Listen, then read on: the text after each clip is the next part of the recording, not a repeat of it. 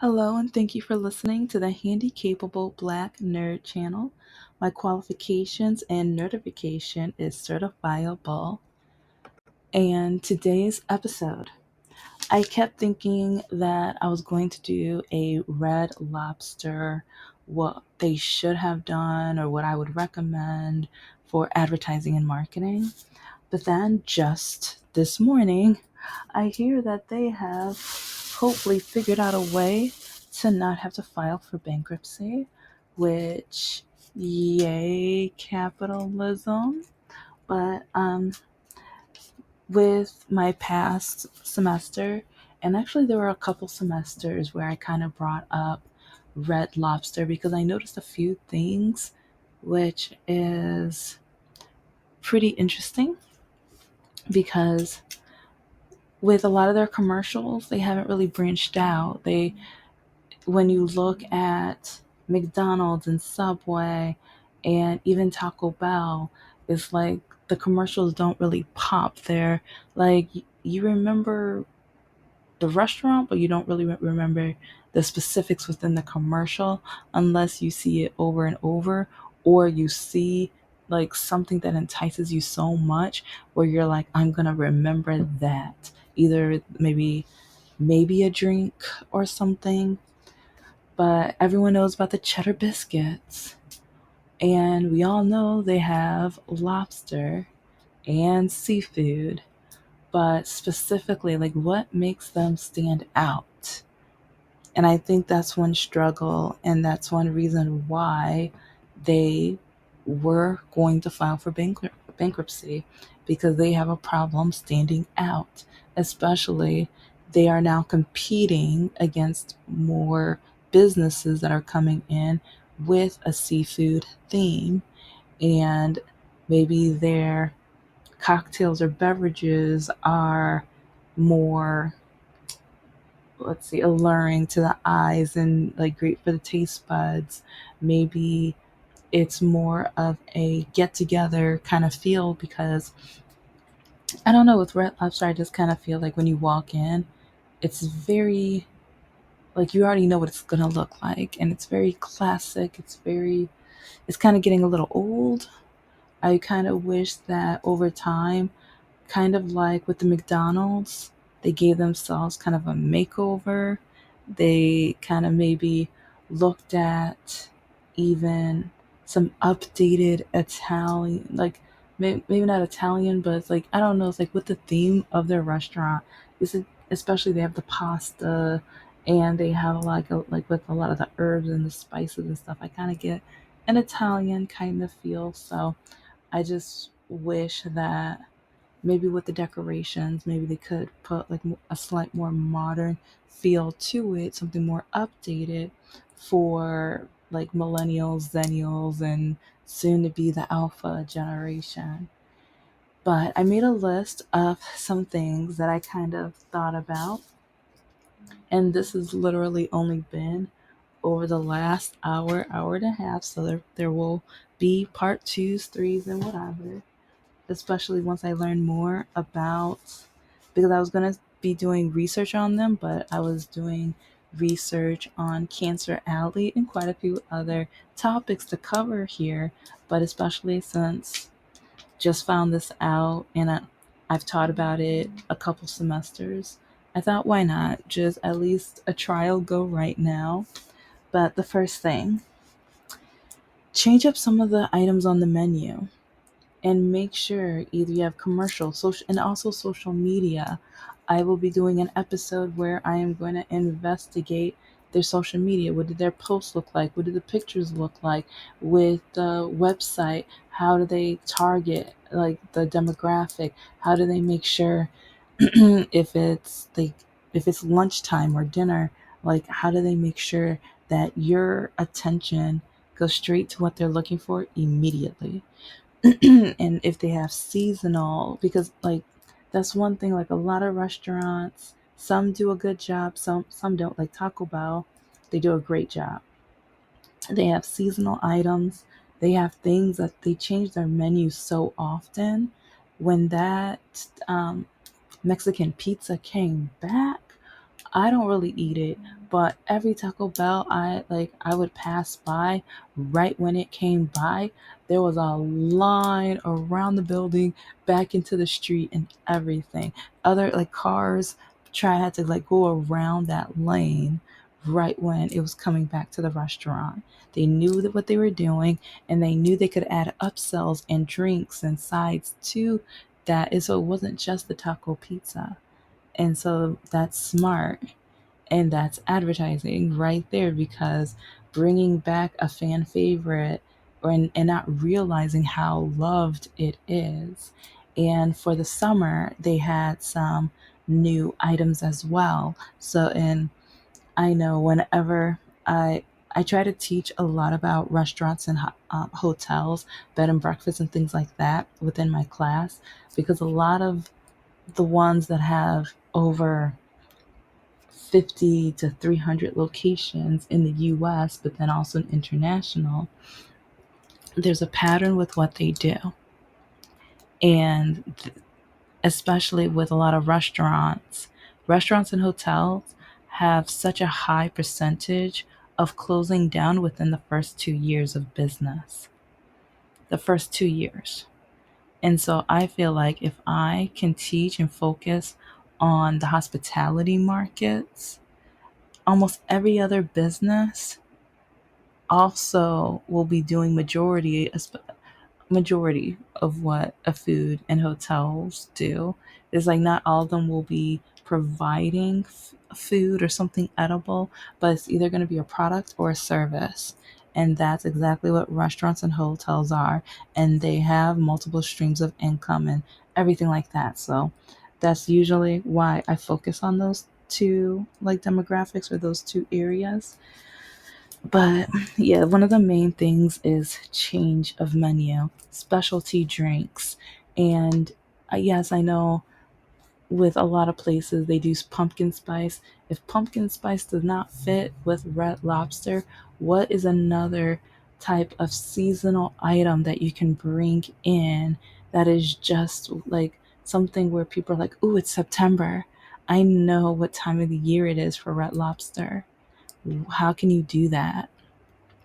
And even with Christmas, is there like a gingerbread cookie type of drink you can make, or something like if you can test some drinks that would complement lobster? And actually, that can be another episode too. I might do some research and try to see if I can make some cocktails, because I'm doing that for my novel anyway. But yeah, so if they can even do that, that would be an amazing thing to try to do, because especially like with McDonald's and with like different restaurants, is like you already know, okay, they're gonna have the Happy Meal. Okay, with Starbucks, you already know when it hits late September or early September, it's like it's gonna be pumpkin spice time. With it's like trying to think of some of the other, like, either seasonal or just by habit, because you want things either by habit or by season. Because for McDonald's, people like that's more of a habit. And McDonald's has like almost everything, like their structure is based off of habit. And they made sure they started it when you were a child. The Happy Meal, you get the toy. Well, since you get a toy, that's what the kid wants. And then now they got the toy, and then they eat the food. They're in the habit of it. So while growing up, where do you want to eat? First thing that comes to mind, bam, McDonald's.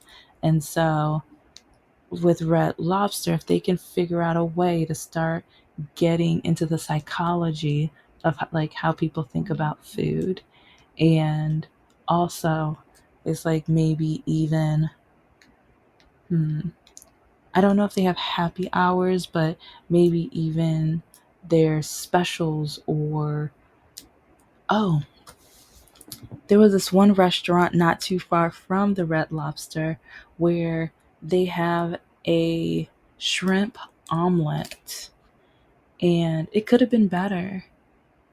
And if Red Lobster could have brunch on maybe Friday, Saturday, Sunday mornings, especially like the church crew. Ooh, it's like, or I mean, I don't know what time it would end, but if they can add that, that would add some demographic, especially uniqueness. Because if they can figure out different ways to put seafood, because if they can even create a lobster omelet, hello, I would be there. But it's like, so then it would be uniqueness and the flavors and the experience. And then, like, oh, just remember the beverages that people like to drink in the morning with breakfast. Try to like have a version of that to like, because even the Moscato and what's that tomato one? Yeah, I was like, I don't drink much, and yeah, to me, I'm just like, do I really want tomato juice with as a like no? So yeah, it's like oh no, it's on the tip of my tongue too. Not a Mary Jane. What do you call that? Anyways, I'll think about it probably by the end or right after I'm done recording. That's what happened with one of the other episodes where I was trying to think of Nick Cannon's name when I needed it the most. I couldn't think of it. But, anyways, going down my list, even Shark Week. Yes, I know, I don't think they serve shark, but could that be an option? Because I know there's one place in Lansing, they offer, I think, crocodile or alligator or something like that, but it's like maybe during Shark Week or during that time, could that be something like it's only going to be during that time or something like that? And let's see.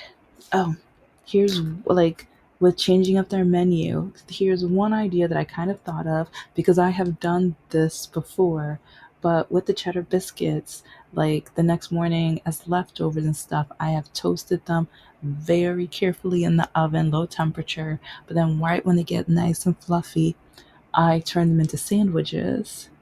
And so part of me was just like, can they either make them a little bigger to make be able to make like real sandwiches out of them, or even can they make the turn the biscuits into a bread and make like maybe a lobster sandwich or a shrimp sandwich or something like that? Because especially for lunch, it's like have a soup in a sandwich, create that as a meal or meal special or something.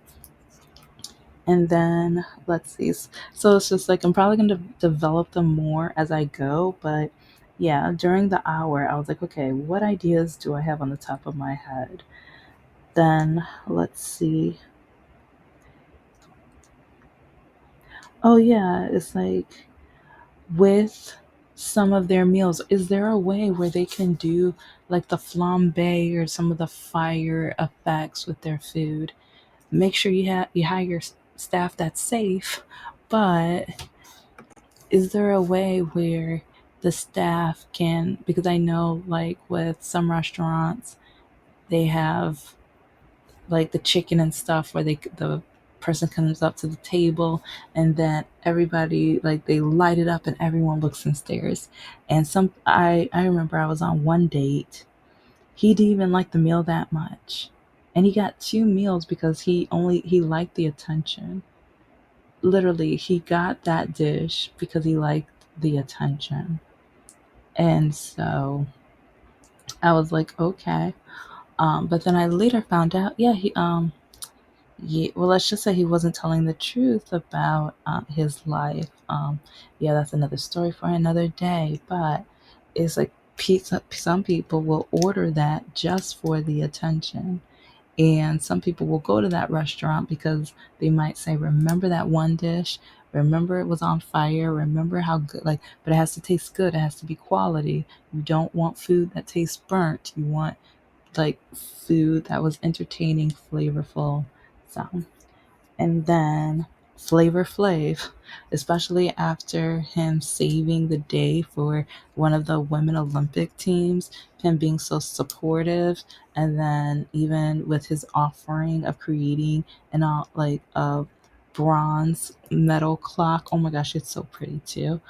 And for like I don't know, it's just he like right now the spotlight on him is looking really good, and already he is like in the news saying how happy he is that Red Lobster is figuring it out. So it's like, I don't think Subway made the mistake of who they chose as their spokesperson, but it's like now, like, Flavor Flav has changed a lot over the years and developed a lot in a lot of ways. So presently, I think if they can work something out and if they can be really creative, and part of me's thinking one commercial can be maybe he's at his mansion house and everything, and he asks his girlfriend to make dinner. She can put a chicken in the microwave, and he could be like, "Oh, not this again." And then he might get up, get in his car, and then drive up to a Red Lobster, and then he sits down, orders, and then at the end, it's like they're laying his food down, and he says, "Now this is real food," or like, or just, I don't know exactly what. Like, I'm literally making this up as I go along, but with Flavor Flav and his history with reality TV and his music industry and things like that, there might be a way to bring him in, especially that will help generations around my era. Like, oh, we know him, we see him, and it's like he has a positive view right now and he has good representation. So it's like, commercial wise, I think that could fit pretty well. And also, they missed the Olympics though, because I would have maybe, with, I don't know if any of the Olympians like Red Lobster, but if they could find one who loves seafood, it's like, because oh my gosh, they could have even like created like a French menu too, a French themed menu, which now I might do that. It's like I might look up French seafood themed items that they, and it's like I kept hearing from a lot of the Olympians about this chocolate muffin that it tastes, but they were like, it tastes like cake, but it's a muffin. And so, oh my gosh, if they could have done something like with a chocolate layer, that would have been amazing. But anyways, with the Olympics, I kind of thought like a commercial with golden butter sauce, silverware, of course, and a bronze drink after work. And they can like pour like either like a brandy or like a drink that is the closest to bronze, and then make sure it's decorated nicely and or garnished nicely and everything like that. But I think for 1 hour at least, I at least thought of some decent ideas to start off with a great discussion for where Red Lobster can go and achieve from there. And I don't know, it's just like, I guess this feels really good because like whenever I try to do this stuff with my students, they don't want to watch the videos, they don't want to read the articles, so they literally look at me.